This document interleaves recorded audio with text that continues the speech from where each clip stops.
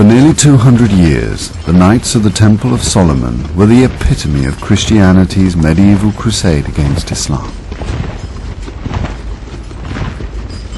The Templars had maintained a standing army and had constructed fortifications throughout the Holy Land, all financed by a vast business empire created in Western Europe. But in the year 1291, the Islamic Mamluks of Egypt had finally driven the Templars and all the Crusaders from Palestine. The Templars' entire reason for being was the defense of Christian holy sites. What role could there now be for the warrior monks? If they had no role, why did they still need such wealth?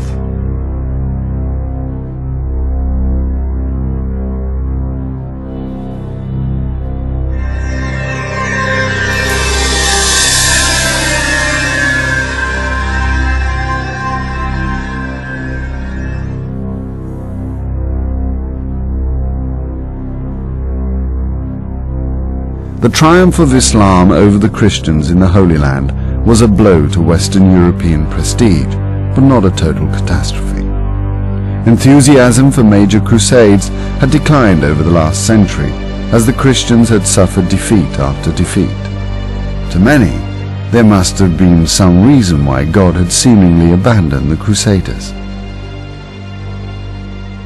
The sins of pride, arrogance, and avarice were accusations the Templars had faced many times, but the Templars had never once given up the fight against the Muslims.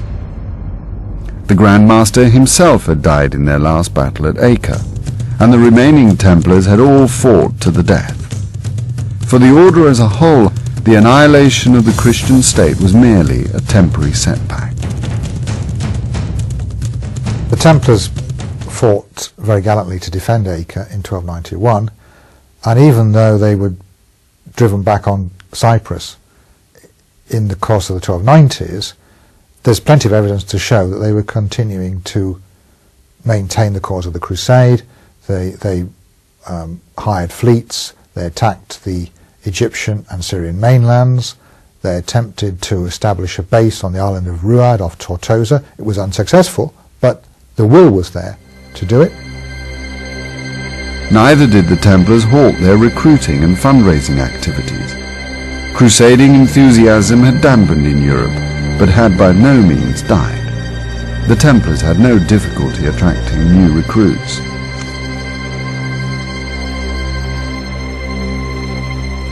An individual's motivation for joining one of the military orders, I am quite sure, was almost entirely religious.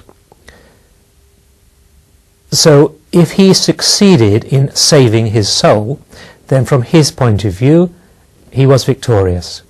The fact that he had lost a battle, lost a fight, that the Crusader states had fallen was, I won't say secondary, it was a disaster. But as far as the individual motivation of a recruit is concerned, if he fought and died in the cause that he believed in and went to heaven, then he, as an individual, was victorious. With a new headquarters in Cyprus, new recruits, a highly productive network still providing immense funds, the Order of the Temple continued its 200-year-old struggle against Islam. After each catastrophe, the resilient Templars had always regrouped and returned to the fray.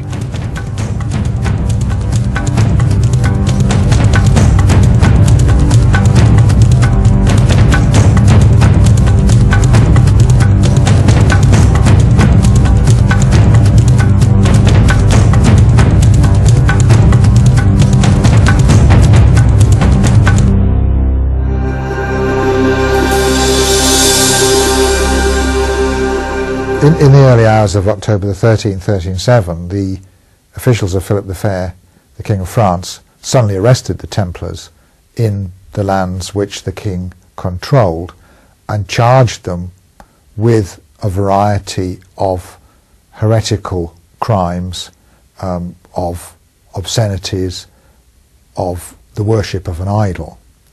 and very quickly extracted confessions from many of the Templars that had been arrested at that time.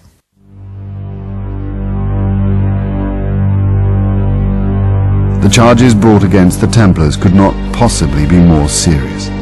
They included treason with the Muslims, worshipping an idol, denying Jesus Christ, spitting on the cross, sleeping with the devil, eating the ashes of their dead, impregnating virgins, and various homosexual activities. If the Templar Knights were found guilty of any one of these crimes, they would be burned alive.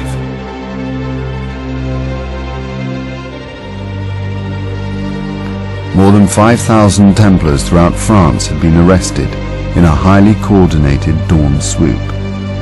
Even the Grand Master of the Order of the Temple, James of Malay, had been captured, and he too had confessed to many of the accusations.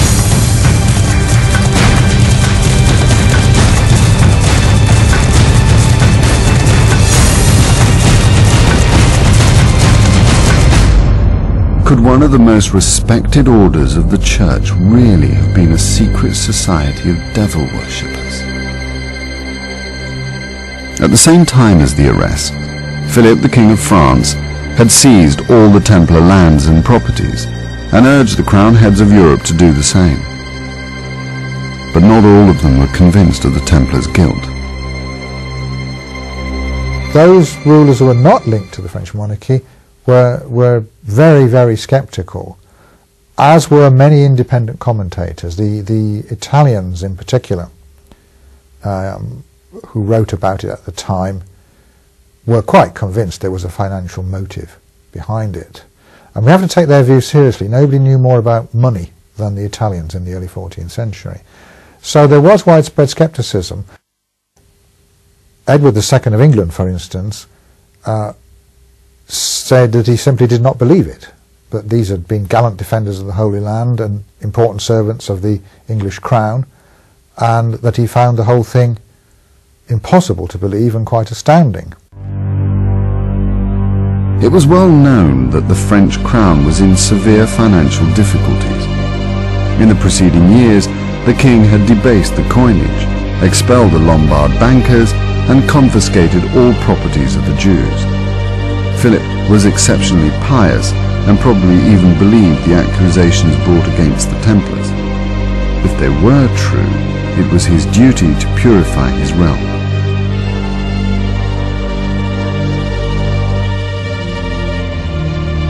The arrest of the Templars, however, was a long-awaited opportunity for the king to assert his dominance over an increasingly weak papacy. One notable aspect of the trial is that the reigning Pope, Clement V, wasn't told in advance, so it came as much as a surprise to him as it did to the Templars, and he was very affronted by it. He was perhaps less concerned about the fate of the Templars than he was about his own authority, I think, and therefore, having seen that the event had occurred, he was most interested in reasserting his own position vis-à-vis a powerful secular monarch like Philip IV. So he actually tried to take over the trial, having found that he couldn't really reverse it. And this is the reason that the trial spread to other countries, because the Pope ordered a general arrest of the Templars in other countries in order to try to find the truth of the charges that were brought against the order.